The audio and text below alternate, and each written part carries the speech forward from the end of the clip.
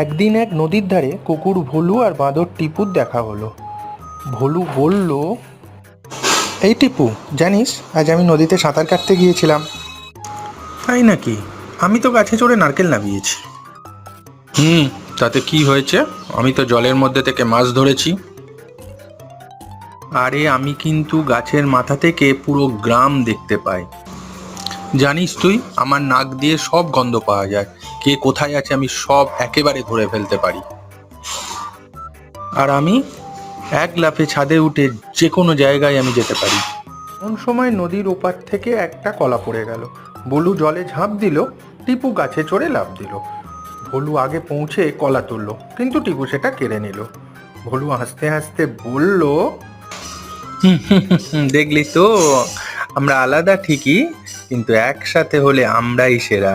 এবার বুঝলি তো একসাথে হওয়া দরকার।